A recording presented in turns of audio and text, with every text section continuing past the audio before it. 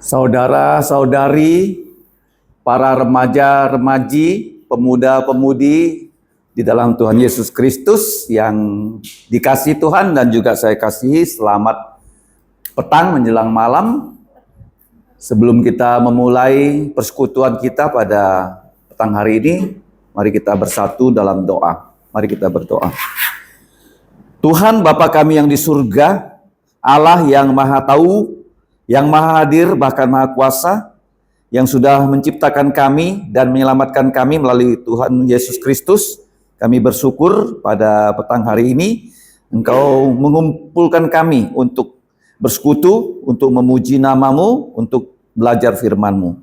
Ya Bapa, Engkau adalah Allah yang kudus, kami manusia berdosa, mohon belas kasihan-Mu, melayakkan kami, mengampuni dosa kami, agar kami dapat datang menghampiri tahta-Mu yang kudus.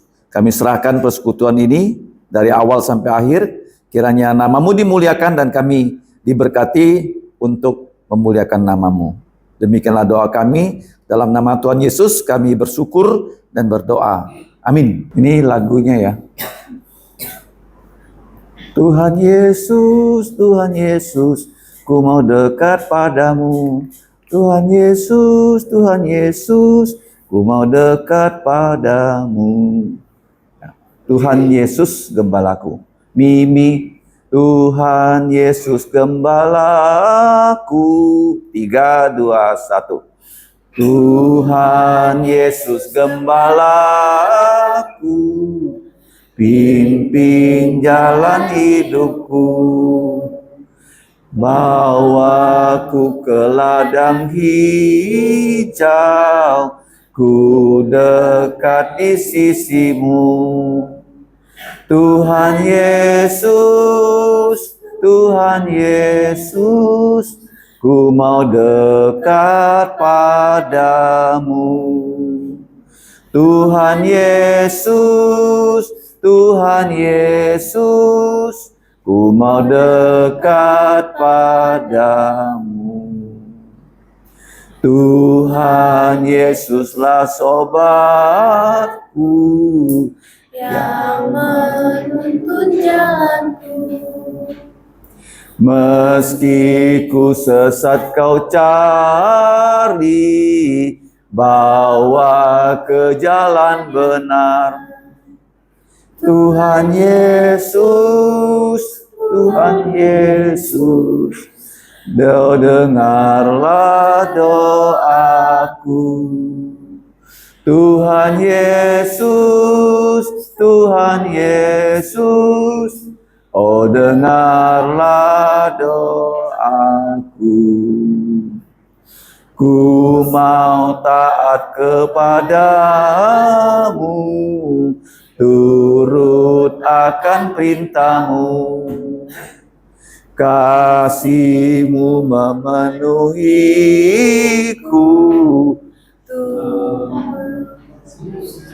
Ku mau serahkan diriku. Tuhan Yesus, Kau mengasihi daku. Tuhan Yesus, Kau mengasihi daku. Nah sekarang lagu kedua, 221 ya. 221. Sandar pada lengan yang kekal. Kan Yosef? Puji Tuhan, siapa jemput? Oke. Ya. Oke. Tahu lagu ini? Amatlah senang dan bahagia. Oke. 3, 2, 1. Amatlah senang dan bahagia. sandar pada lengan yang kekal. Amat besar damai berkatnya, sandar pada lengan yang kekal. Sandar, sandar Ku aman tiada bahaya. Sandar, sandar, sandar pada lengan yang kekal. Sungguhlah indah jalan musafir, sandar pada lengan yang kekal. Terang dan cerah langkah jalanku, sandar pada lengan yang kekal. Sandar, sandar, aman tiada bahaya. Sandar, sandar, sandar pada lengan yang kekal. Ku takkan cemas, ku takkan takut, sandar pada lengan yang kekal. Jantungku aman dia di sisiku, sandar pada lengan yang kekal. Sandar, sandar, ku aman tiada bahaya.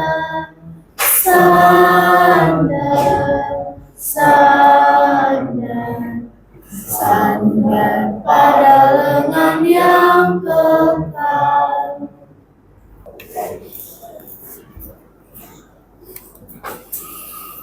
Sebelum kita belajar firman Tuhan, mari kita kembali bersatu di dalam doa. Mari kita berdoa. Bapa kami di surga, Bapa dari Tuhan dan Juru Selamat kami Yesus Kristus, kembali kami datang berterima kasih karena kami sudah memuji nama-Mu. Sekarang tibalah waktunya untuk kami mendengarkan firman-Mu. Kiranya Engkau menolong kami untuk mengerti, bahkan diberi kekuatan untuk melaksanakan dan mewartakan firman-Mu. Ampuni dosa kami, kiranya dengan kehidupan kami dapat memuliakan nama-Mu. Dalam nama Tuhan Yesus, kami berdoa dan berterima kasih. Amin. Malam ini kita akan belajar dari kitab Bilangan. Kitab Bilangan, pasal yang ke-17. 5 pelajaran rohani dari kitab Bilangan, pasal 17. CMF malam ini adalah yang terakhir ya untuk semester ini. Nanti setelah masuk sekolah lagi, bulan Juli ya baru kita akan memulai CMF yang baru. Kita bersyukur malam ini sangat banyak yang datang, ya, termasuk wajah baru ya, yaitu Pak Martin, istri bersama 3 cucu yang pertama kali mengikuti, dan juga termasuk Taru ya pertama kali mengikuti. Nah, kalau kita melihat ya di dalam Bilangan 17. Nah, dalam kitab Keluaran dan Bilangan, ciri khasnya apa? Orang Israel itu sering kali membantah Tuhan atau bersungut-sungut.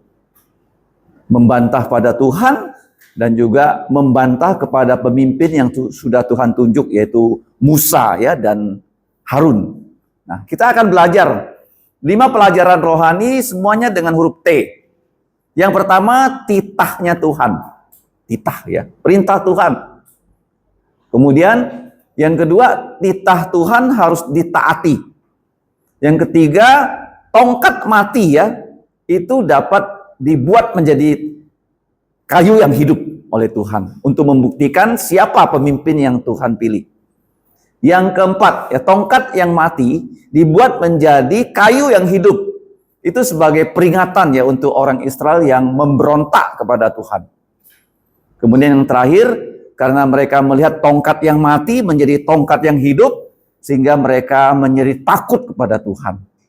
Jadi ini 5 pelajaran yang akan kita pelajari dari 13 ayat Bilangan pasal yang ke-17. Nah, sekarang kita lihat, titah Tuhan itu untuk mengumpulkan tongkat dari semua pemimpin dari bangsa Israel. Kita tahu ya bangsa Israel itu memang jumlahnya mereka keluar dari Mesir itu 2 juta.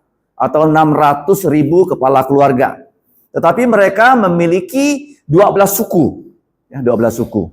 Nah, kita melihat di sini dari ayat 1 sampai 5 itu titah Tuhan untuk mengumpulkan semua tongkat dari semua kepala suku.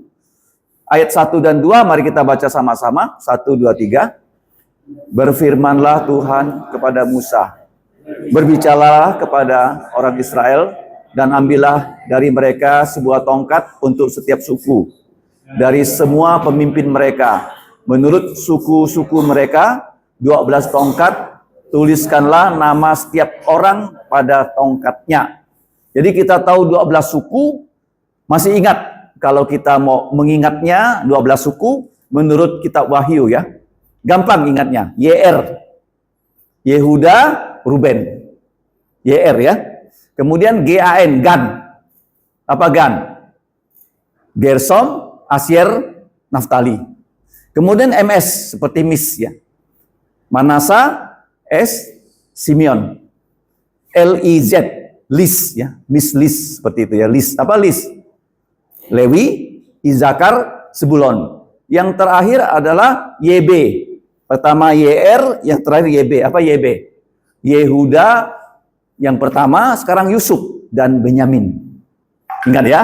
Jadi ada 12 suku, di dalamnya ada suku Dan ya. Nah. Oke. Jadi dituliskan nama dari kepala suku dari setiap suku yang ada. Jadi 12 suku. Kenapa 12? Karena 1 tahun 12 bulan. Kenapa 10 hukum? Tangan kita ada 10 jari. Ingat ya. Jadi Tuhan, kenapa 4 Injil? Karena rumah ada 4 tiang. Paham? Jadi Tuhan selalu ingin kita mengingat akan firman-Nya. Nah, kenapa tongkat? Di daerah TDK. Apa TDK? Bukan Timur Tengah ya. TDK, Timur dekat kuno. Itu di daerah Babel. Kalau Babel itu sekarang Irak dan Persia itu Iran. Bahasa Inggrisnya apa? ANE. ANE. Apa ANE? Ancient Near East. Nah, tongkat itu melambangkan seperti sekarang yang punya tongkat itu siapa? Kepala pasukan kan? Kepala polisi, mereka punya tongkat sebagai pemimpin yang resmi. Dan mereka punya tongkat sebagai pemimpin suku. Nah, sekarang supaya tongkat-tongkat yang dikumpulkan, tahu siapa yang punya tongkat, diukir nama mereka. Jadi secara transparan, ini kalau kita melihat ya, tongkat itu adalah kayu yang mati. Tongkat ya, walaupun dipegang jenderal itu tetap kayu yang mati ya. Kalau kita lihat. Pada saat mereka sedang bertengkar, kenapa mereka bertengkar? Mereka mengatakan, kenapa Musa yang jadi pemimpin? Kenapa Harun yang menjadi pemimpin? Kenapa tidak kami dari 12 suku yang Tuhan pilih menjadi pemimpin? Tuhan bilang, oke, sekarang kalian semua kepala-kepala suku, kumpulkanlah tongkat-tongkat kalian. Jadi inisiatif ini datang dari Tuhan, bukan dari manusia. Kalau ada masalah dalam pelayanan, sebenarnya yang dapat menyelesaikan masalah hidup kita siapa? Bukan kita loh, tapi Tuhan. Nah, kita tahu tongkat itu merupakan lambang apa? Kekuasaan, kepemimpinan, dan identitas dari suku. Karena diukir namanya, ini tongkat milik suku apa. Kemudian ya, kayu itu kita tahu, kayu itu sudah mati, sudah kering. Ya, seperti misalnya batang sapu kan, sudah kering, tidak bisa apa-apa lagi. Ya, dia tetap menjadi kayu. Nah, wajib diserahkan kepada Musa. Kenapa Musa? Karena Musa di sini mewakili Tuhan, tugasnya hanya mengumpulkan semua tongkat, 12 batang, dari setiap suku, masing-masing 1 tongkat, dan setiap suku itu menuliskan nama sukunya di dalam tongkat yang mereka kumpulkan, dan Musa meletakkan, ini penting ya, tongkat itu di depan tabut perjanjian. Nanti akan saya jelaskan tuh tabut perjanjian itu apa ya. Nah, ayat 3 kita baca lagi. Dan nama Harun harus kau tuliskan pada tongkat suku Lewi. Sebab untuk kepala suku mereka harus ada 1 tongkat. Padahal suku Lewi itu tidak punya tanah. Ingat ya, suku Lewi tidak punya tanah. Suku Lewi itu disebar ke 12 suku menjadi pengajar firman. Tapi Harun ini karena diangkat oleh Allah menjadi imam. Apa itu imam? Kalau ditulis, imam itu perantara antara Allah dan manusia. Imam itu akan meminta ampun dosa untuk umat kepada Allah. Dan imam itu juga dipakai oleh Allah untuk memberkati umat. Itu imam. Siapa imam? Perantara antara Allah dan manusia. Kalau kamu ditanya, apa tugas imam? Perantara antara Allah dan manusia. Kalau dia mau menghubungkan manusia dengan Tuhan, dia harus meminta ampun dosa untuk semua manusia. Kemudian imam itu akan menurunkan berkat Allah pada manusia. Masih ingat berkatnya yang kita nyanyikan setiap habis kebaktian? Pada zaman dulu ya kata-kata itu hanya boleh diucapkan oleh imam. Apa tuh kata-katanya? Tuhanmu memberkatimu dan melindungimu. Paham? Itu hanya boleh diucapkan oleh imam Harun dan putra-putranya saja. Tetapi kenapa sekarang boleh kita nyanyikan? Kenapa? Karena di saat Yesus mati, tirai Allah itu terbelah jadi dua. Setiap orang yang percaya Yesus menjadi imam. Menjadi apa? Baik laki-laki, perempuan kita jadi imam. Ya, untuk mendoakan orang lain, untuk mengabarkan firman kepada orang lain. Ya, itu fungsi dari imam, pria dan wanita. Ingat ya, lagu yang kita nyanyikan itu dulu hanya boleh diucapkan dari mulut siapa? Imam. Siapa mereka? Harun dan putra-putranya saja. Nah, suku Lewi diwakili oleh Harun. Karena Harun itu imam besar, dibantu dengan 4 putranya sebagai imam, tapi 2 sudah dihukum mati, masih sisa 2. Siapa mereka? Yang sudah mati, Nadab, Abihu sudah mati. Tapi yang masih sisa, Eliezer dan Itamar. Jadi mereka bertiga jadi imam. Nah, kita lihat ayat 45. Kita baca sama-sama. 1, 2, 3. Kemudian letakkanlah semuanya tongkat itu di dalam kemah pertemuan. Nah ini penting ya. Di hadapan tabut hukum loh. Di tempat aku biasa bertemu dengan kamu. Dan orang yang kupilih tongkatnya akan bertunas. Tongkat yang mati bisa bertunas. Demikianlah aku hendak meredakan sungut-sungut. Ya, protes orang Israel yang sudah dilesakkan kepada kamu. Nah, ingat loh, ini bukan hanya kemah saja, tapi di depan tabut perjanjian. Kalian tahu ya, tabut perjanjian itu berada di mana? Di ruang Maha Kudus. Ruang apa? Ruang Maha Kudus itu hanya boleh dimasuki oleh imam besar 1 tahun sekali. 1 tahun sekali, tolong dicatat ya. Pada hari raya Yom Kippur. Yom Kippur. Yom itu hari, Kippur itu penebusan. Hari raya penebusan di mana imam besar masuk ke ruang Maha Kudus, ada tabut perjanjian, dia membawa darah. Dan tidak ada orang yang boleh masuk. Kalau dia bertugas, seandainya dia mati, nggak ada imam besar yang sudah dilantik Tuhan, nggak boleh masuk menjemput mayatnya. Makanya sebelum dia masuk ke ruang Maha Kudus, dia diikat dengan tali. Dia memakai bel. Waktu dia melayani di dalam, selama dia masih hidup sesuai dengan firman Tuhan, dia akan berjalan ke sana kemari dan belnya berbunyi. Tetapi kalau tidak ada gerakan, belnya tidak berbunyi lagi, artinya dia mati. Dan tidak ada orang boleh masuk. Cara mengeluarkannya bagaimana? Talinya ditarik. Di depan tabut perjanjian. Tabut perjanjian itu kotak. Apa? Apa isinya kotak itu? 10 hukum. Apa? Dibuat kotak untuk apa? Kalian punya kotak kan? Di rumah kan? Kotak perhiasan kan? Untuk menaruh perhiasan kan? Ini kotak. Kotak perjanjian. Pertama ditaruh 2 batu. Loh batu. 2 loh batu. Setelah itu apa? Taruh mana? Apa? Piring emas dan mana. Nanti ini tongkat tuh akan dimasukkan juga. Ada 3 benda nanti. Dalam tabut perjanjian. Nah, kenapa mereka disuruh ya meletakkan tongkat di depan kotak perjanjian? Tuhan mengatakan siapa yang aku pilih, tongkatnya akan mengeluarkan tunas kehidupan. Kalau kita punya tongkat ubi, kita tancap ke tanah, kemungkinan tumbuh. Kalau dia belum layu ya.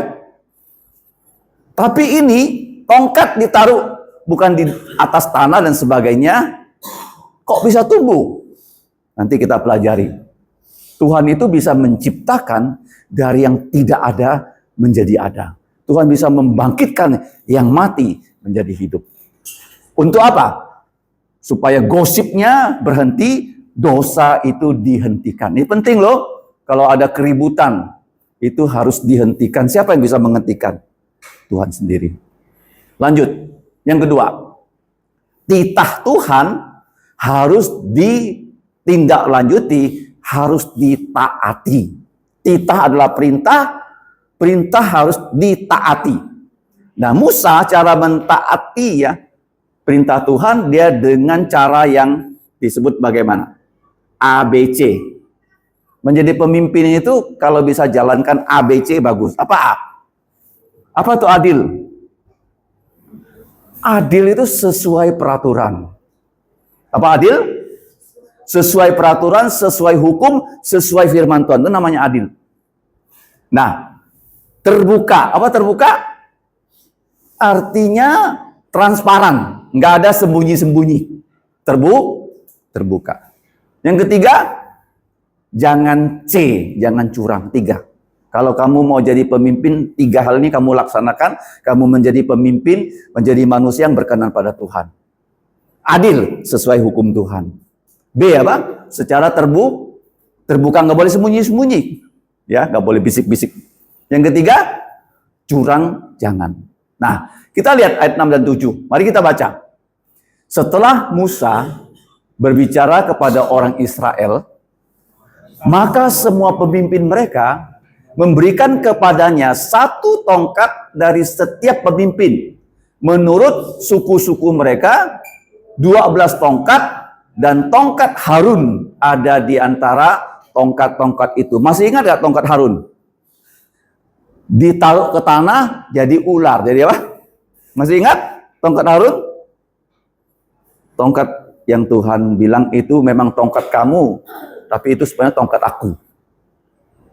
Nah, para pemimpin mentaati perintah dari Musa. Jadi kalau kita lihat ya, sebenarnya suku Israel itu bukan hanya 12 suku, menjadi 13. Ya, 11 tambah 1 tambah 1. Ingat ya, coba rumusnya apa? 11 tambah 1 tambah 1. Kenapa? Kenapa 11 tambah 1? Karena 11 tambah 1 sama 12. Kalau 11 tambah 1, satunya itu adalah orang yang berkhianat, nanti langsung diganti. Seperti Yudas Iskariot, berkhianat diganti. Kalau di dalam kitab Wahyu, ada satu suku yang berkhianat, namanya suku Dan. Mereka menyembah berhala. Makanya di dalam kitab Wahyu, suku Dan itu nggak dicantumkan. Ingat ya. Jadi pengganti dari Yudas Iskariot itu siapa? Kalau di Kisah Rasul itu adalah Matias. Tapi di dalam perjalanan sejarah yang menggantikan Yudas namanya Saulus atau Paulus. Ya, jadi kalau kita dikhianati orang, kita tidak perlu takut. Kenapa? Karena pengganti yang Tuhan berikan pasti lebih baik daripada orang yang berkhianat. Contohnya, Perjanjian Lama. Siapa yang berkhianat pada Tuhan? Raja Saul. Raja apa? Siapa yang menggantikan Saul? Daud. Bagus mana Daud dengan Saul? Jauh Daud lebih baik. Perjanjian Baru, Yudas berkhianat. Siapa menggantikan dia? Paulus. Bagus mana Paulus dengan Yudas? Misalnya suatu saat kamu dikhianati teman, kamu jangan takut. Ya, kalau kamu yang setia, bukan kamu yang berkhianat, artinya Tuhan akan memberi pengganti yang jauh lebih bagus. Paham ya? Asal kita jangan menjadi orang yang berkhianat. Kalau kita dikhianati, kita nggak bisa buat apa-apa kan? Betul nggak? Paham? Nah, para pemimpin taat. Mereka menyerahkan semua tongkat mereka kepada Musa karena itu perintah dari Tuhan. Artinya mereka mengakui ini adalah caranya Tuhan untuk menyelesaikan perselisihan. Siapa yang diangkat oleh Tuhan menjadi imam? Apa itu imam? Apa imam? Perantara antara Allah dan manusia. Dia membawa umat supaya dosa mereka diampuni dan dia membawa berkat dari Tuhan untuk umat. Jadi 2 arah ya imam ya. Tapi sebelum dia minta umat Tuhan dosanya diampuni, dia minta dulu ya dosa diri sendiri diampuni. Baru setelah itu dia minta Tuhan mengampuni dosa umat. Lanjut. Nah, apa itu transparansi? Penting ya, pemimpin harus apa? Transparan. ABC apa? ABC? Adil. Apa adil? Sesuai hukum. Ya, semua sudah hukum. Ada hukumnya ya. Menjadi anak sekolah ada hukumnya. Menjadi pekerja ada hukumnya. Menjadi PNS ada hukumnya. Tentara ada hukumnya. Sesuai hukum. B. Buka, terbuka. Ya, hukum itu berlaku untuk semua. C. Curang, jangan. Ya. Prinsip ABC. Prinsip apa? Malam ini belajar apa? Prinsip ABC ya. Ingat ya, persekutuan malam ini mengajarkan kalian prinsip apa? ABC ya. Hukum transparan. Kalau kita letakkan ya ABC seperti ini, maka kita menjadi bagaimana? Orang yang baik. Selanjutnya, mereka menyerahkan tongkat, tanda mereka tunduk ya. Lubuk jantung yang rendah. Tunduk kepada apa? Keputusan Tuhan. Mereka setuju untuk melihat siapa yang nanti akan dibuat tongkatnya, kayu yang mati menjadi hidup. Itulah yang Tuhan tunjuk menjadi imam. Menjadi apa? Imam. Nah, ayat 7 kita baca sama-sama. 1, 2, 3. Musa meletakkan tongkat-tongkat itu di hadapan Tuhan di dalam kemah pertemuan. Jadi Musa itu memposisikan dirinya sebagai perantara, penengah. Ini penting loh, kalau ada masalah perlu ada yang menengahi. Seperti Yesus ya, kita punya masalah dengan Tuhan, Yesus menjadi perantara yang menengahkan kita. Selanjutnya, kamu lihat. Ini kemah pertemuan. Paham ya? Ini pintu masuknya. Ini tiang lampu dengan 7 cabang. Namanya apa? Menorah. Ini ada meja roti. Meja apa? Ini meja pembakaran ukupan. Nah, disinilah yang namanya ruang Maha Kudus, tabut perjanjian. Ini disebut ruang kudus, di sini disebut ruang Maha Kudus. Ini pintu masuk. Yang boleh masuk ke sini hanya imam. Hanya siapa? Imam. Paham ya? Makanya mereka iri dengan Harun dan putra-putranya boleh masuk ke kemah pertemuan. Yang lain nggak boleh masuk. Kalau masuk, berani masuk, mati ya Pak. Di sini juga daerah imam. Nah di sini daerah pria, di sini daerah wanita. Di sini daerah yang bukan orang Israel. Paham? Bait Allah itu dibagi menjadi apa? Daerah wanita, daerah pria, daerah imam. Di sini ada pagarnya, ada apa? Pagarnya. Lanjut. Nah, jadi Musa sebagai agen perantara, jadi kemah suci itu sebagai tanda hak tunggalnya Tuhan. Siapa yang boleh masuk, siapa yang tidak boleh masuk. Nah, sekarang Tuhan karena Dia adalah Allah yang Maha Kuasa, Dia bisa melakukan mukjizat untuk menunjukkan bukti siapa yang dipilih jadi pemimpin. Yang ketiga, yang pertama apa?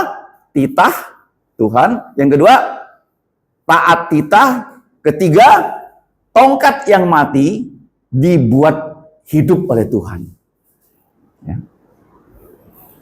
Ayat 89. Kita baca ayat 8. 1, 2, 3. Ketika Musa keesokan harinya masuk kembali ke dalam kemah hukum itu, tampaklah tongkat siapa? Harun dari keturunan suku Lewi telah bertunas, bahkan mengeluarkan kuntum, mengembangkan bunga, bahkan berbuah buah badam yang sudah matang. Apa itu tunas? Siapa yang punya tanaman di rumah pasti tahu ya tunas kan?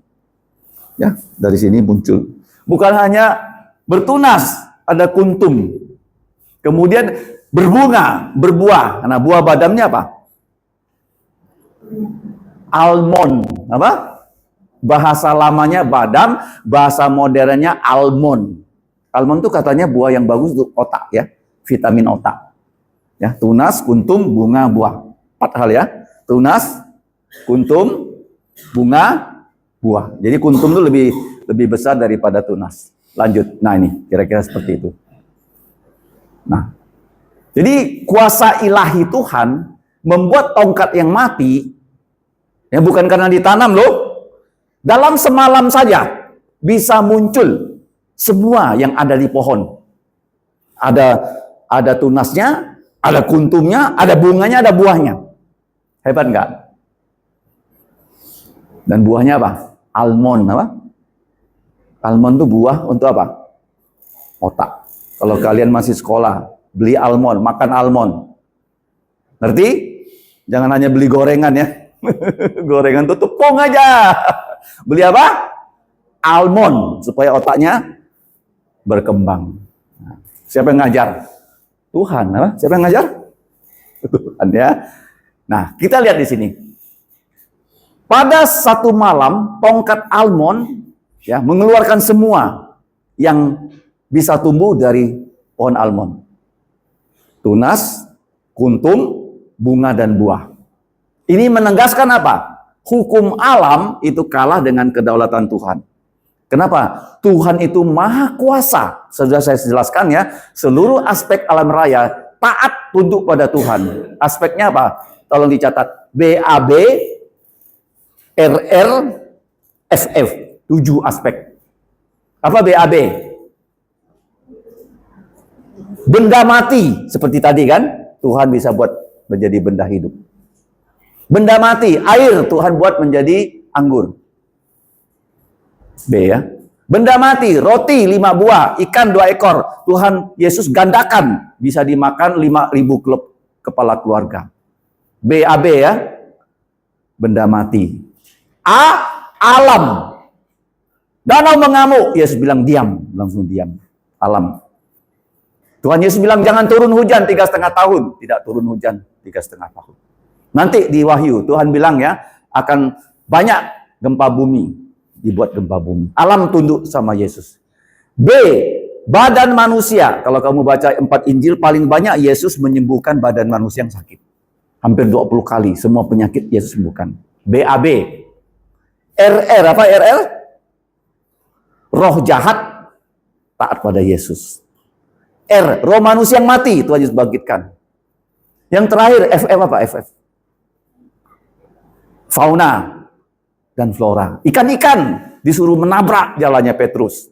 Fauna, pohon ara dikutuk Yesus. Jadi 7 aspek seluruh kehidupan tunduk taat sama Yesus. Kalau dia apa? Benda mati, Tuhan Yesus buat jadi apa? Benda hidup. BAB apa? Benda mati, alam, badan, roh jahat, roh manusia, fauna dan flora. Nah, kenapa pohon almond? Kenapa pohon almond? Pohon almond itu pohon yang pertama mekar di musim semi. Karena mereka punya 4 musim.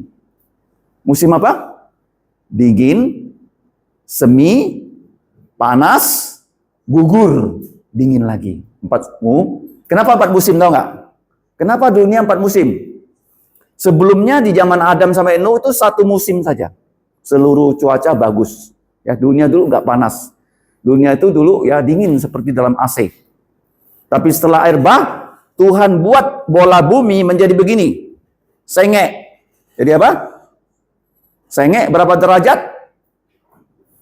23 derajat loh, gak main-main loh. Sehingga di sini selalu ada es, di sini selalu ada es. Bumi itu berputar begini loh, sengek. Kayak orang tuh udah bungkuk begini. Sudah Tuhan hukum. Ingat ya, kalau kamu lihat globe kan begini kan, ada nggak globe yang begini? Bola global ada? Nggak ada. Bola global pasti begini. Berapa derajat? 23. Kenapa dibuat sengek? Tuhan mau membuat setelah air bah ada 4 musim. Nah, ini melambangkan musim semi datang setelah musim dingin. Musim dingin itu sangat nggak enak. Yang malamnya panjang, siangnya singkat. Begitu musim semi datang, seperti di Tiongkok ya, maka datanglah Xinjia. Xinjia itu apa? Musim semi. Ya, Tuhan pilih ya, supaya itu melambangkan kesegaran, ada kehidupan rohani, ya pemimpin yang Tuhan tunjuk di baik di zaman dulu maupun di gereja. Ya, bukan untuk membawa kehancuran, tapi untuk mendatangkan kehidupan yang segar. Ya, almond adalah pohon yang paling pertama berbuah. Lanjut.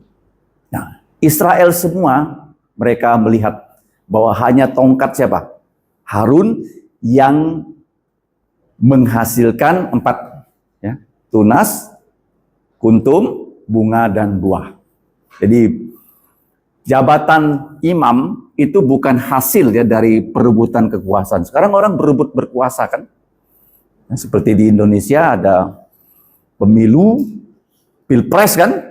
Semua mau menjadi penguasa. Tapi Tuhan beda. Dia yang menunjuk siapa yang akan diangkat jadi hambanya. Seperti kalian di sini. Siapa tahu di antara kalian nanti akan yang ada dipanggil ya menjadi hamba Tuhan.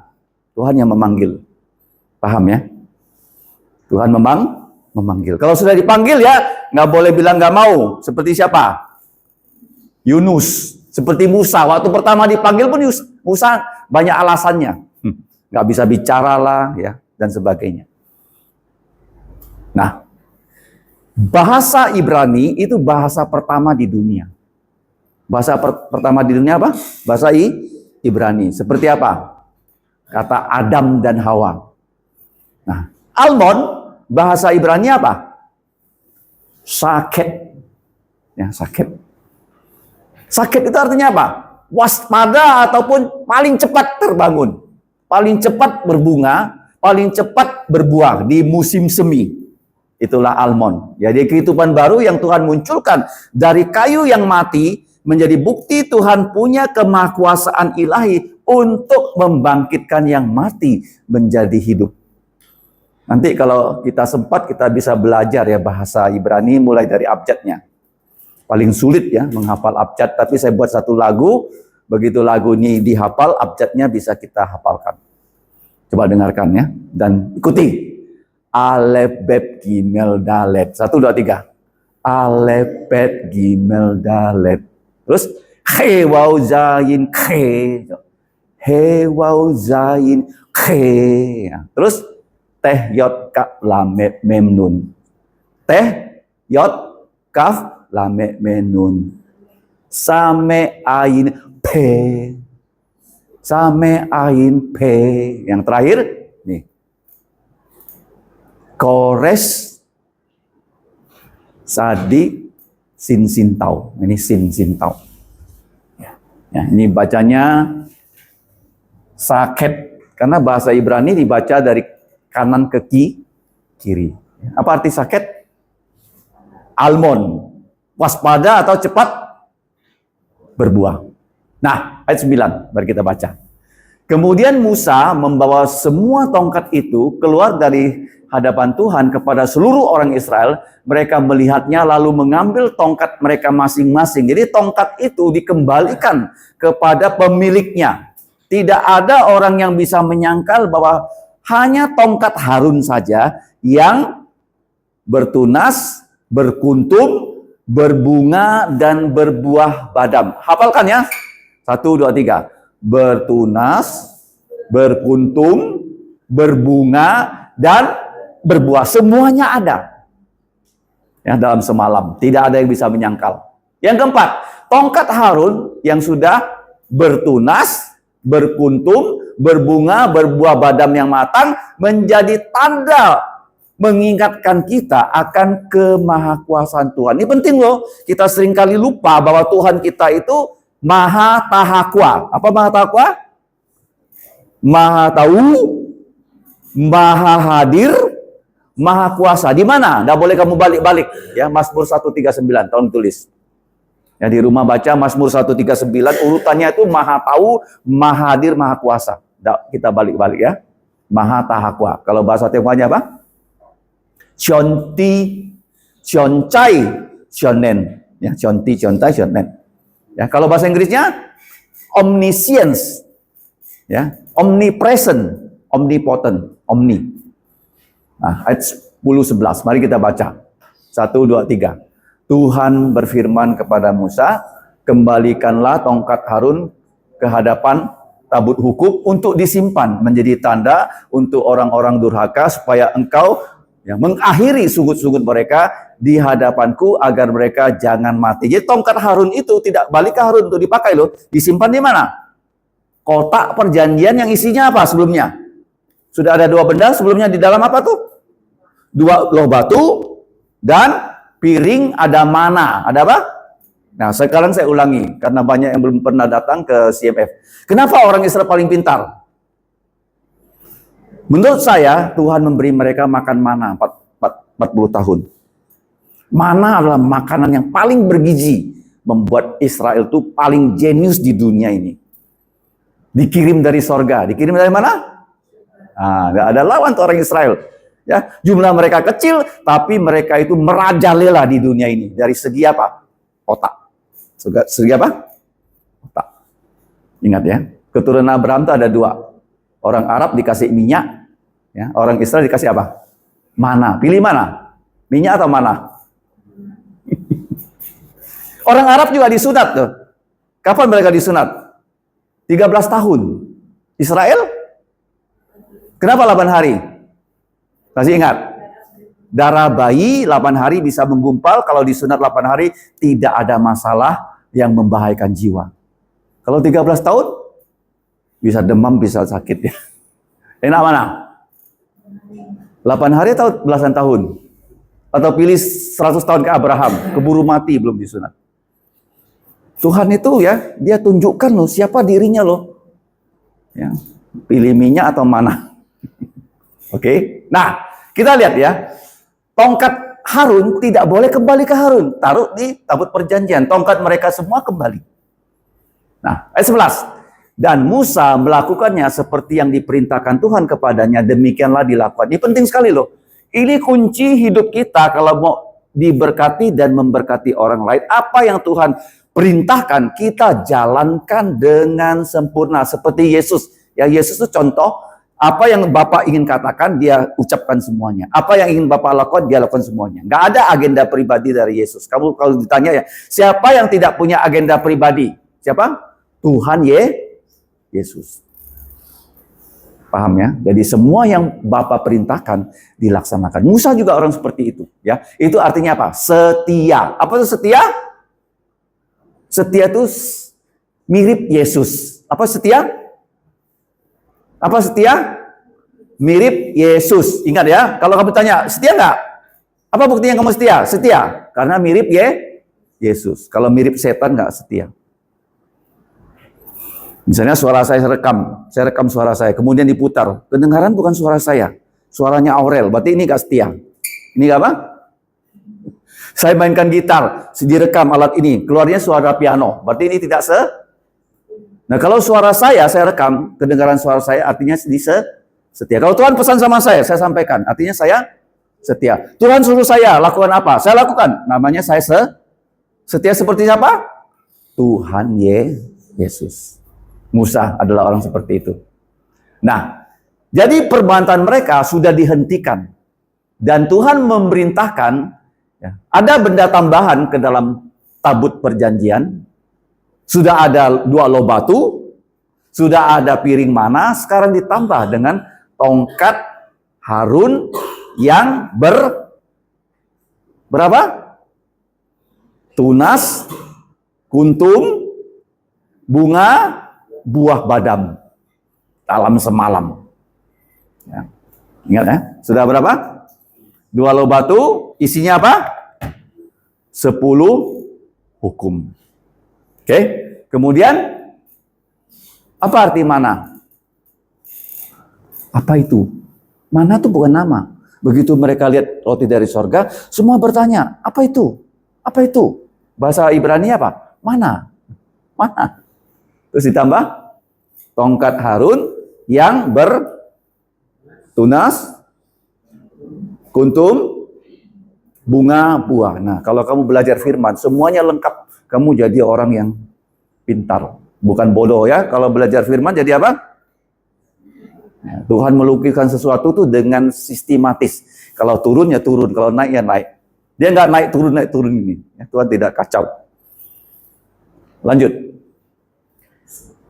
Taat artinya kita orang yang berintegritas. Kalian masih ingat nggak semboyan gereja kita 5T? Tolong ditulis ya. Kalau mau berhasil jadi manusia, 5T. Apa 5T? Taat, tekun, terdidik, tahan uji, teladan. Kita hanya ambil 3 untuk sekolah kita. Taat, terdidik, teladan. Sebenarnya 5. Apa 5? Taat, tekun, terdidik, tahan uji, teladan. Jadi integritas itu dimulai dengan taat. Taat, tekun, terdidik, tahan uji, teladan. Nah, taat itu seperti Yesus. Dia bisa menjadi perantara karena dia taat. Kalau Yesus tidak taat, dia tidak bisa jadi perantara kita. Dia punya agenda pribadi. Nah, mujizat itu tadi saya sudah katakan murni dari Tuhan, bukan dari manusia. Yesus bisa berkuasa atas 7 aspek. Apa 7 aspeknya? BAB, RR, dan FF. Tongkat Harun diperintahkan untuk disimpan, bukan dikembalikan kepada Harun secara permanen di dalam kotak perjanjian. Di dalam kotak itu sudah ada loh batu, ada buli-buli, ya, ada wadah mana, dan juga sekarang ada tongkat seperti dicatat di Ibrani pasal 9 ayat 4. Nah, tongkat itu kenapa ditaruh di situ? Untuk mengingatkan kita supaya generasi mendatang jangan lagi ya sama dengan generasi yang dulu yang suka memberontak. Karena pemberontakan itu bisa mendatangkan kematian. Yang terakhir. Pertama apa? Titah, taat, tongkat mati, Tuhan buat jadi hidup, tongkat jadi peringatan karena ditaruh dalam kotak. Terakhir, ini harus terakhir nih, membuat kita takut pada Tuhan. Membuat kita apa? Bukan karena kita sudah bersalah, kita takut sama Tuhan seperti Adam ya, dia sudah bersalah, Tuhan datang dia sembunyi, tidak. Kita takut menyinggung Tuhan. Takut apa? Takut menyedihkan Tuhan, takut menyakitkan Tuhan. Paham ya? Ini ada sebuah cerita. Ada seorang bapak, dia sibuk mempersiapkan khotbah. Tiba-tiba anaknya datang. Ya. Terus bapaknya tanya, "Kau datang mau ngapain? Mau minta apa?" "Bukan, Pak. Aku hanya mau datang memeluk Papa." Bagus enggak? Nah kan? Dia mau datang untuk apa? Hebat anak ini. Bapaknya pikir dia datang mau minta sesuatu. Enggak. Dia bilang, "Aku senang sama Bapak. Ya, aku mau datang memeluk Bapak." Ya, waktu kemarin ulang tahun gereja di Parit nomor 2. Tiba-tiba ada satu anak datang ke saya, dia peluk-peluk saya. Saya nggak kenal dia loh. Setelah itu saya dikasih tahu namanya Austin. Namanya apa? Austin. Oh, nama kamu Austin. Tadi saya lihat dia datangnya. Dia anak tuh ya, kalau dia datang sama orang tua, dia mau komunikasi, itu orang tua senang, apalagi kakek nenek kan. Ya cucunya datang dan sebagainya, senang. Ya, kita datang pada Tuhan bukan minta-minta ya. Dia udah tahu apa yang kamu perlukan, nggak usah minta, dia udah tahu. Ya. Oke, takut pada Tuhan, jangan buat Tuhan tersinggung, membuat dia marah. Ayat terakhir 12-13. Mari kita baca. 1, 2, 3. Tetapi orang Israel berkata kepada Musa, "Wahai, kami mati, kami binasa, kami sekalian binasa. Siapapun juga yang mendekat, ya, yang mendekat ke kemah suci Tuhan, niscaya ia akan mati. Akankah kami habis mati sekalian?" Karena mereka mau kurang ajar. Tuhan bilang hanya Harun dan putranya yang boleh masuk. Kalian semua mau masuk. Seolah-olah Tuhan mengambil keputusan yang salah.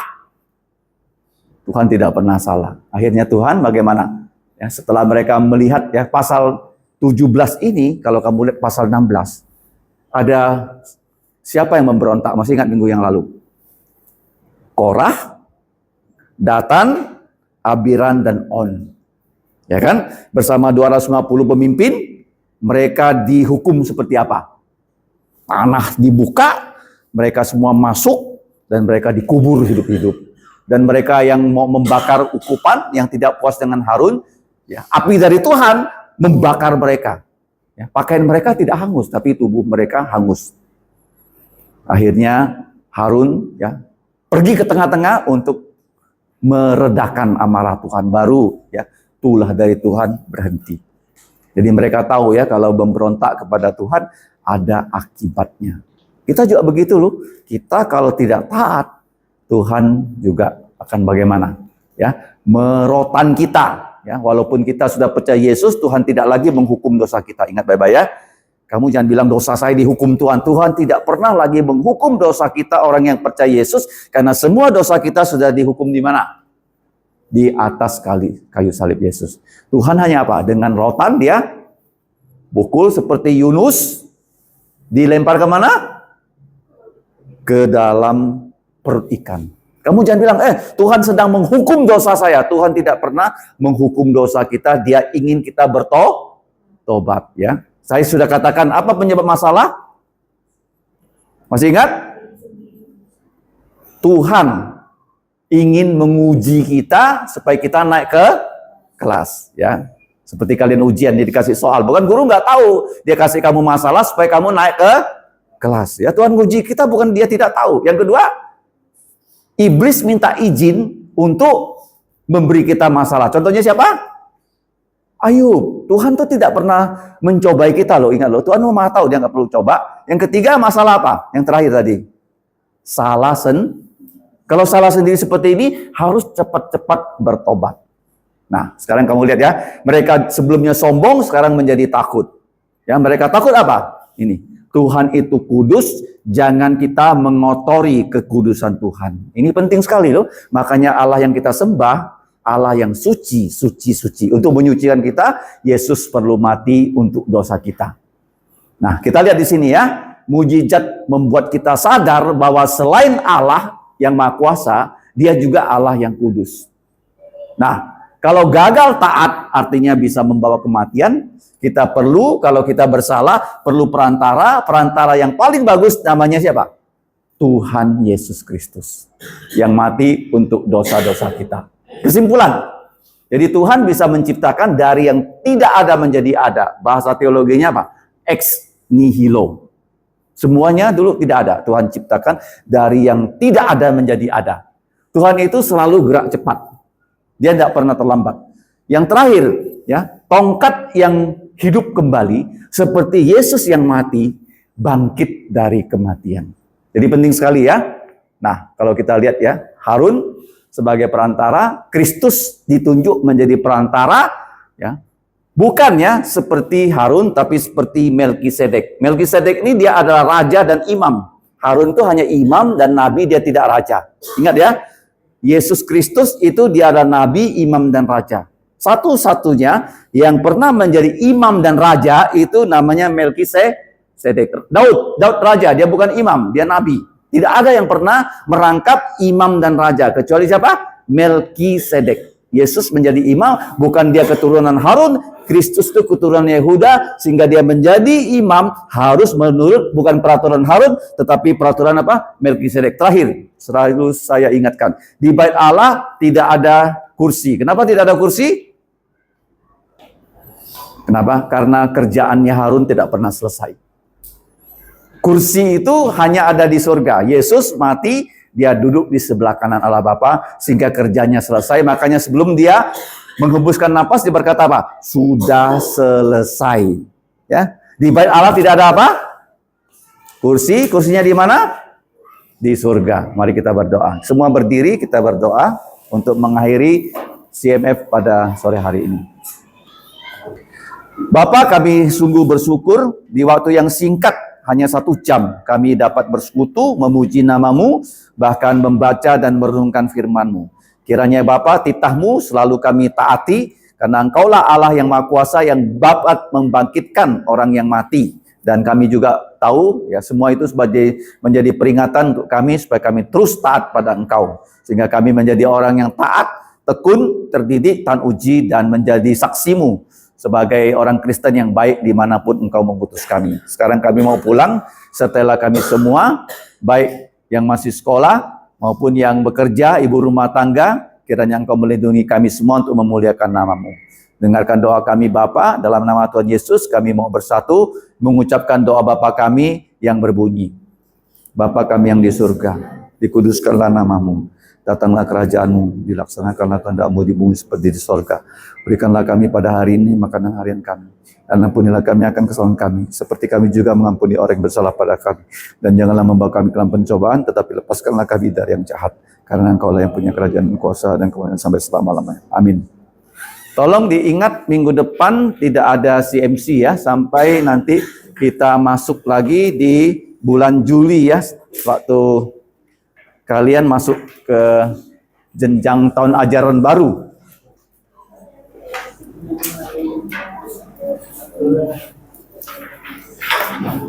Septian.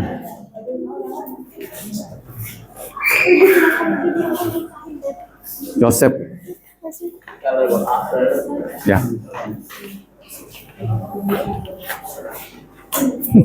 Bu. Siapa namanya tiga nih? Oh. Tripet ya?